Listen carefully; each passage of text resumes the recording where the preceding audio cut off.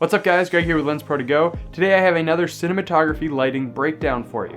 This is going to be continuing our series on the music video shoot that we did a few weeks back, and this is probably my favorite shot out of the whole series that we did, so I can't wait to share it with you. We used a cool neon tube and then we motivated all of our lights off of that using some other Quasars and the Hive light for the moonlight look outside. So let's hop into the computer, I'll talk about the camera settings, and then we can get into the breakdown. So for this video, we were shooting on the Arri Alexa Mini, which you can see right here. We were shooting in 4K UHD. Our white balance was set to 3200 Kelvin, which I'll explain a little bit later why we did that. Our ISO was at 800. We were at a T2.8 on the 30-76 Angenieux Optimo style cinema lens, and we had no ND filters on. If you want to see all the camera settings, they will all be down in the description below. Now I'm going to play a few shots for you that we got from this setup, and then we'll get into the breakdown.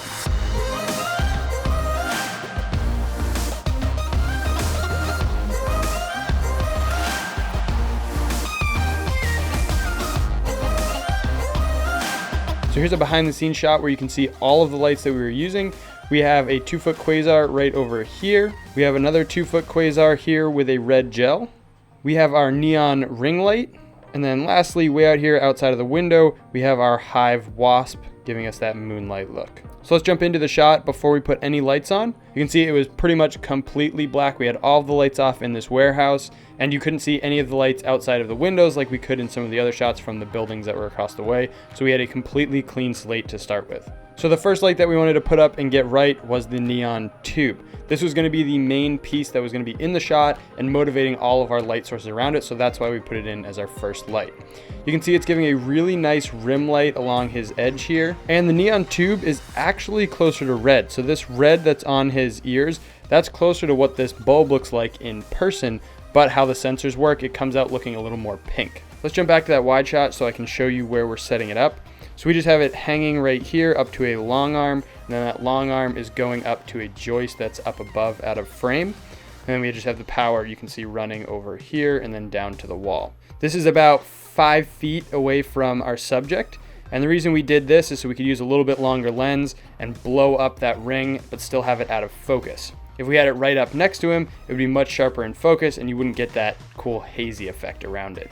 To add to that, we also actually had haze in the room, which added a lot of atmosphere, and you can see it glowing around every single one of the sources. We have a nice white light over here, a red light around that Quasar, a red light around the ring, and then this blue haze over here.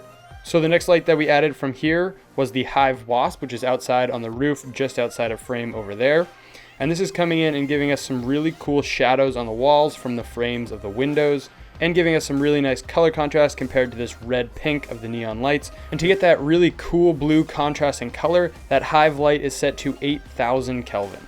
This is also one of the reasons why we chose to go with a 3200 Kelvin for our white balance of our camera to really make that blue pop even more. Going back to that wide shot, you can see the Hive right outside the window here, giving us some really cool light rays from all the haze that we had in there. And again, that really cool blue color that's contrasting with the red lights that we're using over here. So after adding in that Hive light for the background and the moonlight, the next one we decided to add in was our key light, which is being motivated from the neon ring that we have here. This light, if I jump back to the wide, it's about 7 feet in the air, and it's coming down and giving us that really nice wrapping red light. Let me give you a close-up so you can see how we rigged it. So we just have a long arm right here on top of a C-stand. This is in a clamp with a dimmer power box for the Quasar, and then we threw on a red gel. These aren't the RGB versions, they're just the crossfades, so they only have tungsten up to daylight color range, so we had to put that red gel on there to get that color.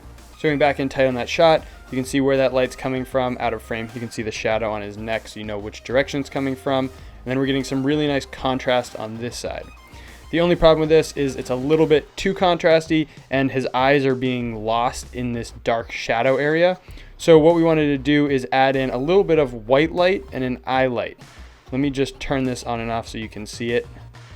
So just a little bit of a pop fills in the right side of his face and then adds that nice eye light right in here. And it also brings up the exposure on the shadow side of his face. If I just toggle between those two. Now what we did to get this shot, going back to the wide again, is right over here next to Kyle with the Easyrig. We have a little silk setup. This is a 2-foot by 3-foot diffusion. And then right on the other side of it, we have another 2-foot Quasar. Let me jump into a tighter shot. So here's a little bit closer shot of what we have going on. So you can see that here's the 2 foot by 3 foot diffusion frame, and then we have our 2 foot quasar right behind that set vertically. This quasar is set to 5600 Kelvin, and we did that to motivate off the ambience that the moonlight outside would be bringing in, and it's giving us, like you saw in that other shot, a really nice eye light. So starting with nothing, we have a completely clean slate and total control because there's no other lights affecting this shot. We're going to add in our neon circle, and that's going to be giving us our rim light and our main light for motivating everything off of.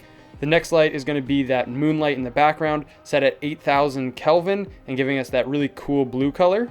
Then next is going to be the motivating light off of the neon, which is a 2 foot quasar with the red gel on it. And then lastly, we have a white light, which is another 2 foot quasar, and that's just giving us that nice little pop in the eyes and a little bit of fill on his shadow side.